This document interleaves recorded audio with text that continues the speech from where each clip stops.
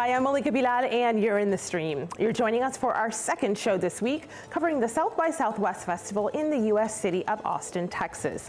Today, we'll look at how musicians are expressing political activism through their work at a time when politics is becoming ever more polarized. Femi is at the festival, and we'll be talking to three very different artists. Hi, Femi. Hello there, Malika, and hello from the Fairmont Hotel in downtown Austin. So 3 independent musicians you're about to meet today. One is an original 1970s woman punk rocker, one is a reverend activist with a voice like silk, and one is a Canadian-Colombian who is so eccentric, she's like a musical tornado. You understand exactly what I mean when you meet her. But what are the issues that they are addressing with their music? Stay tuned to find out. My name is Sadiq Khan. I am the Mayor of London, and I'm in the stream.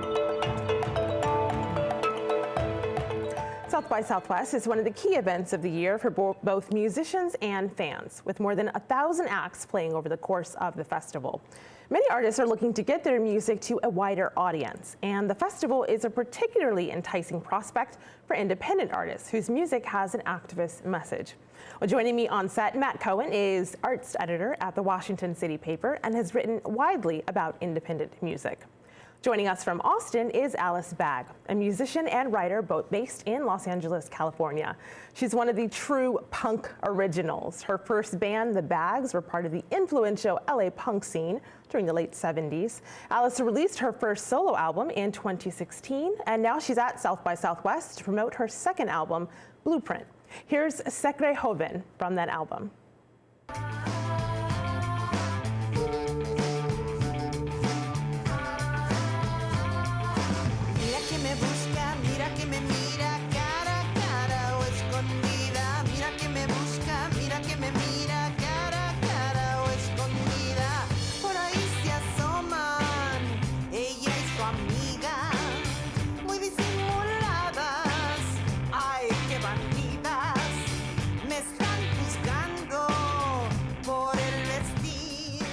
Alice, I like that you're bopping to your own music. Secret Joven. I like it. What does it mean? What's it about? Secret Joven means she thinks she's young. And the whole reason I wrote that song was because I had gone to the 99-cent store where I do, some of my accessory shopping.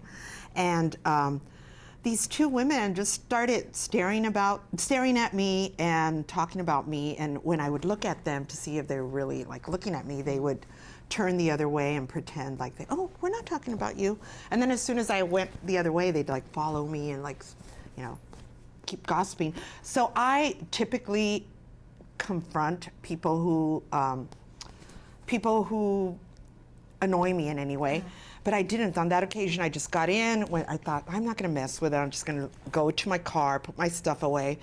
And it was bothering me. Even as I was at the car, I was thinking, I'm gonna go back and let them have a piece of my mind. And as I was walking back in, some people came up to me and started talking to me.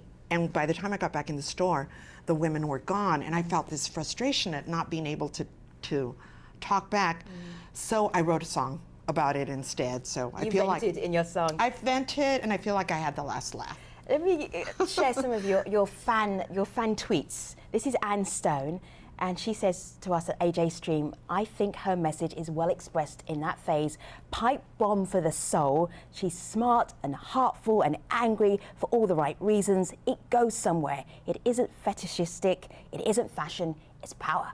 Thank you. Yeah, it's not really meant to be about fashion.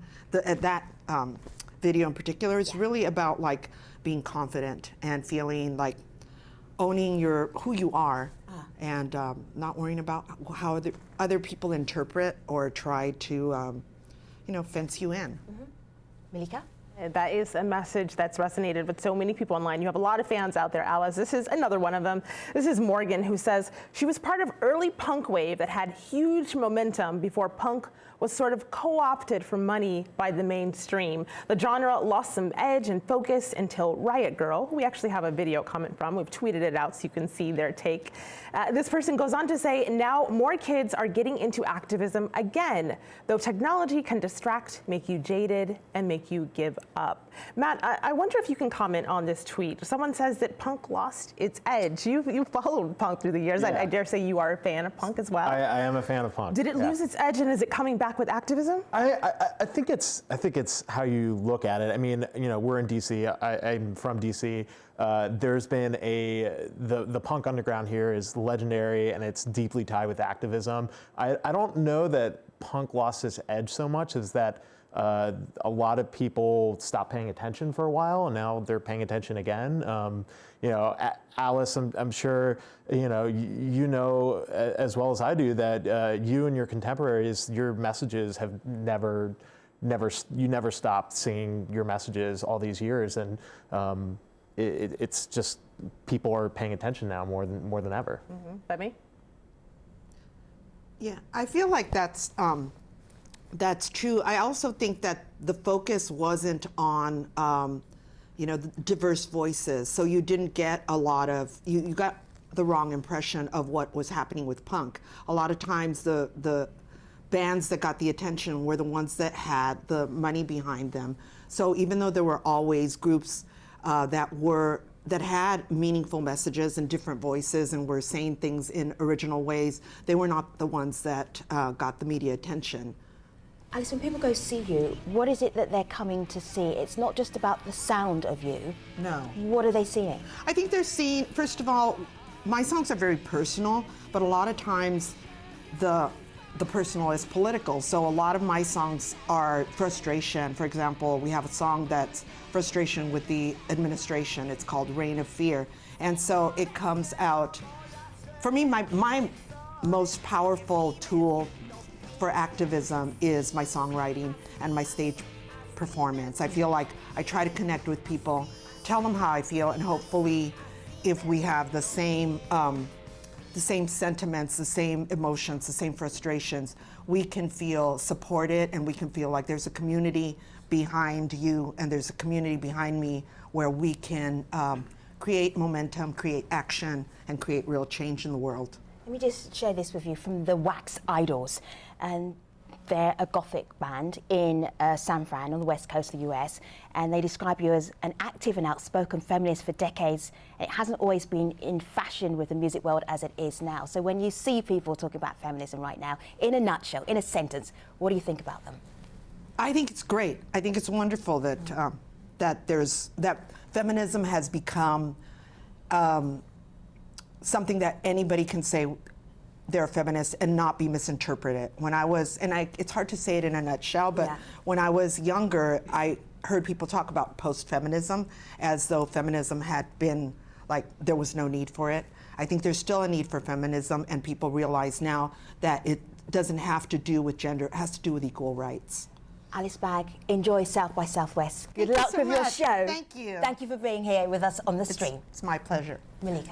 So I'll wrap up this part of the conversation with this tweet from Greg Velasquez, who actually happens to be Alice's husband. He writes, "It will help you to know her if you look at these two articles that he's linked us that are also on our Twitter feed." He says, "Punk is action and not just music." Matt, I wanted to get your take on that line. Punk is action. Yeah. It's more than music. Has it always been that? Yeah, I mean, absolutely. I think in a way, punk started as an action. It was started as an anti-establishment movement, and that definition has kind of evolved over the years. I think one thing that Alice said that really strikes a chord, and I 100% agree with, was that a lot of the voices that kind of started punk that were being heard were the ones with a lot of money behind it, and we're in this kind of period, thanks to the internet, that everyone who has a voice has an incredible microphone to have it heard, and people are paying attention. Right, and so that's SoundCloud, that's yeah, YouTube. It's Bandcamp, that's Right. all of that, and people are, I think one of the big things about this kind of rise in activism in the past couple of years, people are, especially younger people, are looking for artists to tell them how to feel and how act and what to be angry at. Here is one more artist that they are likely looking to.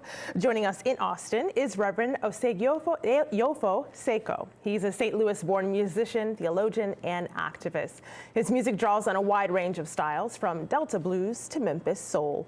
His 2017 album, In Times Like These, covers issues ranging from Black incarceration in the U.S. to gay, lesbian, and trans rights. Here's an excerpt of one of the songs on that album. This is called Resist.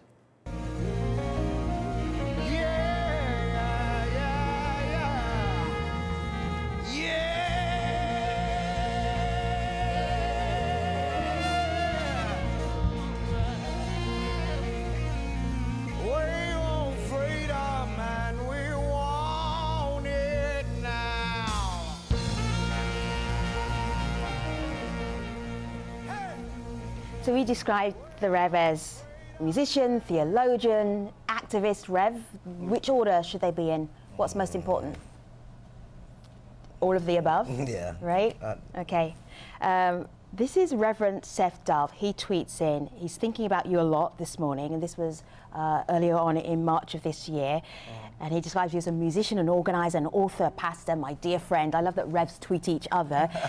And he was with us in Charlottesville. You were in Charlottesville. Yes. As we gave grave injustice this week with the persecution of DeAndre Harris. I'm leaning heavily on Reverend Seku's music and work again. Again. Do you feel that you're now backing Vogue because of what the world is looking like right now? Well, you know, it's a lot less to me about Vogue and a lot more about what does faithfulness look like. So how do I attempt as an artist, musician, theologian, attempt to keep track of the suffering of everyday people and confront the powerful in such a way that leaves the world a little better place?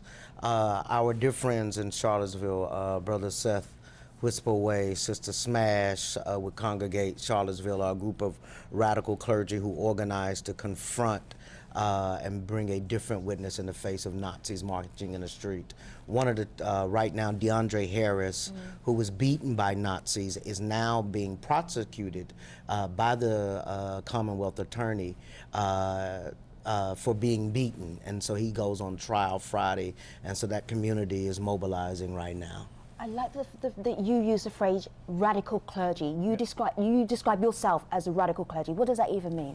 Well, actually, I think that's one way to kind of distinguish those of us, say, from right-wing clergy. I understand it as the gospel.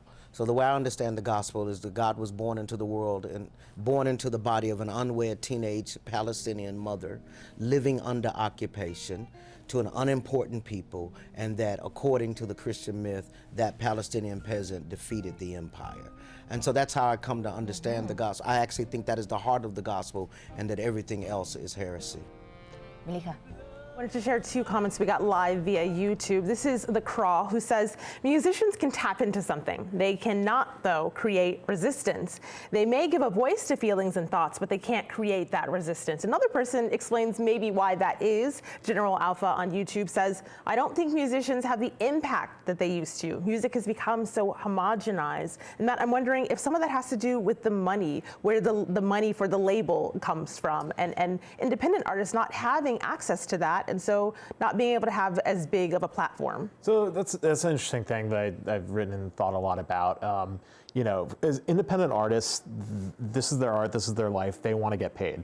And a lot of times, getting paid means kind of getting paid by the systems that, you know, a lot of times they're speaking out against. You know, I think of like a band like Downtown Boys that is a very political, outspoken, terrific punk rock band from Providence, Rhode Island. And, you know, they played Coachella last year, and there was kind of a little bit of the controversy. A lot of the money behind Coachella comes from, you know, money that they are kind of against. Well, they kind of took a proactive stance and said, look, we're doing this because this is our lives. We have to get paid, but we're using the stage to spread our message. So, you know, in a way, it's kind of what these independent artists taking the advantages they can to get their message out there and kind of reconciling with themselves is, you know, how that can make an impact to their audience that's listening. I mean, Right. Femi? I was watching you, Reverend, on video earlier on today, and just seeing how you preach, how you get the congregation really stoked up, really riled up. And I feel the activism of Black Lives Matter coming out of your mouth on a daily basis. There was a little beautiful song that you sang, I Can't Breathe. We're not going to get you to do performance now, but can you just help share some of those lyrics with us? Oh, at the Mid-South Peace Yes, gathering, Justice Center. those great organizers down there, Brother Brad Watkins and the folks there in Memphis. It's a song written by the Peace Poets, a beautiful group of poets out of New York, and it goes, I can hear my neighbor crying, saying I can't breathe. Now I'm in the struggle, saying I can't leave. We're calling out the violence of the racist police, and we ain't gonna stop until the people are free. And that was a song written by the Peace Poets. It's beautiful. Yeah. It's really beautiful. Yeah. Don't make me cry on live TV. Don't have any tissues standing by right now. Anyway, composure, continue. Yeah, and so I think in terms of the power of music, I mean, it's one thing to talk about who gets record contracts, who plays the big conferences and that kind of thing. But those of us who, the vast majority of musicians are like myself, we're going from gig to gig, tour to tour, struggling to make ends meet. But when we hit the stage, something happens to the stage, on the stage, our people are moved in such a way, and that the relationship between musical performance and resistance is well formulated. There is no civil rights movement without the voices of the freedom singers. There is no Martin Luther King without Mahalia Jackson, right? There's no Malcolm X without the jazz musicians who he loved deeply. And so there's an interplay between that. And then that the artists, our only integrity is our commitment to our craft, and that I am deeply hopeful what I see not only in terms of music, but in terms of cultural production as it relates to painting, sculpture. There's an entire renaissance. And I think we're gonna be all right. When I come from tradition that when we could do nothing else, we sing a song. And I think we can sing and organize our way out. You should come and hang out with us at the Stream office. You can sing to our Stream times of trouble and tribulation. Full-time job there. Sounds like a plan. Reverend Seiko, thank you so much for being at the Stream at Southwest. Enjoy the rest of your time in Austin, Texas. Thank you, and I am a big fan. And we are too, of you. Thank you you. very much. Stay All right. with us. Thank you so much. Malika. Members of our audience are too, Rev and Femi. This is Seth. He says the blues are rooted in naming the hard things, crying out, not hiding from what hurts most in life, injustice and pain at home and in the world. Truly good news cannot be felt and known without first naming the problems. I'll read another one from Culture Fix, because they're also big fans, and they're at South by as well. They write in, we often think of arts-driven activism as something for the youth, but the Reverend speaks to the older generation and provides them an access point to youth-led movements. It can be the start of intergenerational work. And they end with this, saying what the Reverend does is activate religion, its thoughts and prayers, plus action. So our third and final guest today is Lido Pimienta, a Colombian-born artist residing in Toronto. She mixes Colombian indigenous music with avant-garde electronica and cutting-edge pop. Her 2016 album, La Papesa, won the 2017 Polaris Music Prize, one of the most coveted music awards in Canada. Monday night, she performed at South by Southwest. This song is La Capacidad.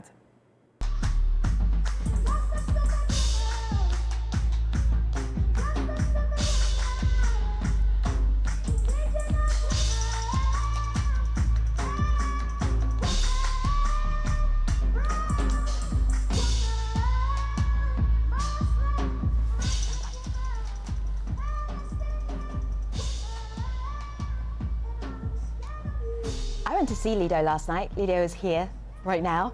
That was some concert. When you take people into that concert space, what do you want to warn them about is going to happen to them?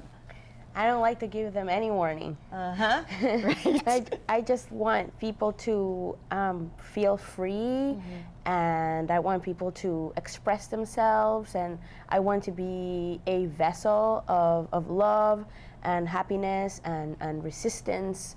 So it's a good opportunity for a new audience when they see me for the first time, because you know, like, hello, here I am.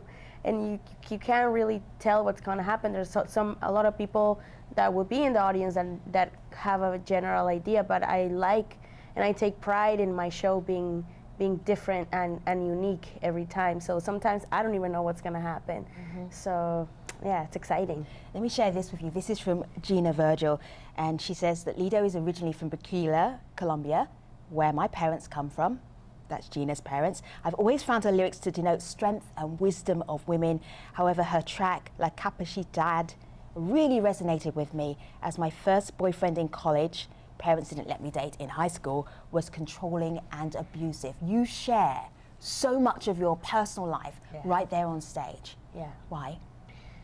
Because sometimes as women, it's hard for us to express parts of suffering and abuse, because some of us are wired to think it is our fault, and we keep making excuses sometimes that benefit our abusers. So I know that every time that I express or talk about my past and things that were not as happy, it just connects people to me more, and I connect to my audience more, and then it helps other women to also speak up when faced in these situations. And it's also nice to know and be reminded that you don't need to stay in an abusive relationship, that you don't need to suffer,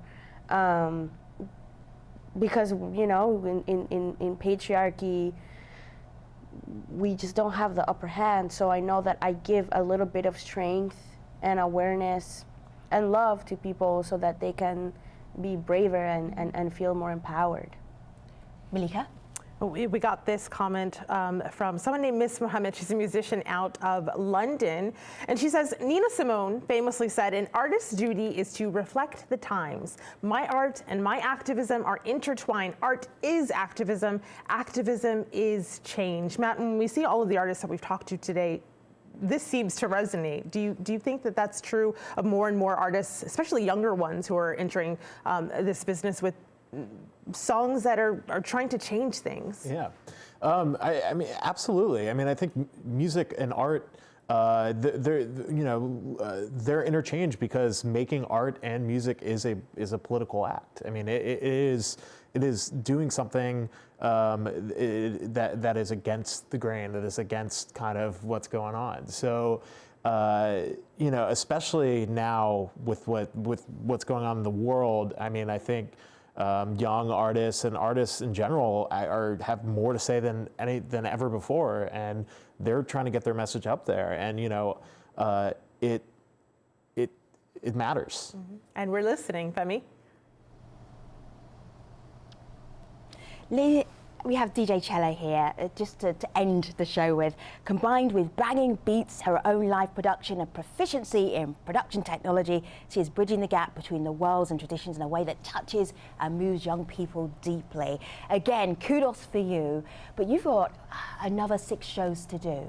Yeah. So out of those 6 shows, do you work out, okay, I'm going to do this in this one and this in this one, touch the people? Do you come with an agenda? No, there's no agenda. I guess the one organized part is our songs, right? We rehearse our songs 1,000 times so that whenever I get to the stage, I decide what we're going to perform. Do you know where you're playing next?